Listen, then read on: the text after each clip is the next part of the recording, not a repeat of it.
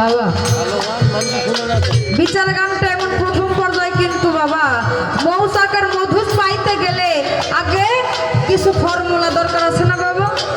অধৈর্য যাদের মধ্যে ধৈর্য নাই তারা কিন্তু কিছু লাভ করতে পারে না, যাদের ধৈর্য আছে তারাই কিন্তু পারে বাবা। আসলে প্রথম স্টেজে কিন্তু কিছুই পাওয়া যায় না, রাত যত গভীরে হবে। আমি আমার মায়ের কাছে শুনেছিলাম, আমার যখন দাদা গুরু বেঁচে থাকতো বাবা, শুধু গুরুর একটি কথা শোনার জন্য রাতের পরে রাত জেগেছে। গুরু মুখের বাক্য খোলে না, বলে বাবা এই বস্তুটা বা কি, এই জিনিসটা কি, আমার একটু বুঝাইয়া দেন। দিনের পরে দিন গেল, রাতের পরে রাত গেল, গুরুর মুখের বাক্য খোলে না। যখন দয়া হয়ে যায় দেখবেন আমার মা বলল যে রাত সারা রাত প্রথম রাত্র থেকে আমি বলেই যাচ্ছি বাবা এইটা কি, এইটা কি, এইটা কি, বলছে না। যখন রাত প্রায় শেষ হয়ে যাবে হঠাৎ করে বলছে বাবা এই বস্তুটা, এইটা তুই নিয়ে নে। তো বাবা এই বস্তু পাইতে গেলে একটু অপেক্ষার দরকার আছে, তাই যারা ভক্ত আসে কেন বলছে একটু অপেক্ষা করেন বাবা, নৈরাশ হবেন না। যার ধৈর্য আছে ধৈর্যের ফলটাই কিন্তু মিষ্টি হয়।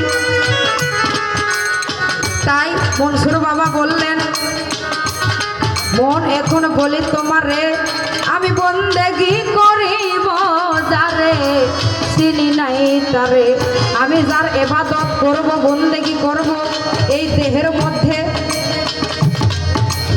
আল্লাহ, রাসূল, নবী, আল্লাহ, নবী, মা ফাতেমা, ইমাম হাসান হুসাইন, এই পাঁচটা জাত, এই জাতকে না যারা চিনেছে তার কিন্তু বাবা গুরু ধরে কোনো লাভ আছে? এই পাঁচটা জাতকে চিনে পাঁচটা জাতের কর্ম করতে হবে। ও বাবা এই পাঁচটা জাত এই দেহের মধ্যে কোথায় আছে, তাদের রং সুরত এবং নমুনাটা কি বাবা একটু দেখাইয়া দিবেন। যেই কর্মটা করে আমি আমার গুরু প্রাপ্ত হইতে পারি, গুরু রূপের সাথে রূপ মিশাইতে পারি। যেমন আল্লাহ কোরআনে বলেছে তাকাল্লুকুল্লাহ বি আখলাকিল্লাহ, তোমরা আমার রঙে রঙ্গিত হয়ে যাও। আল্লাহই যদি না দেখি তার রঙে রঙ্গিত হবো কেমনে বাবা? এই জায়গাটা একটু বলবেন যে আসলে আল্লাহর রং সুরত কি, নবীর রং সুরত কি, মা ফাতেমার রং সুরত কি, ইমাম হাসান হুসাইনের রং সুরতটা কি।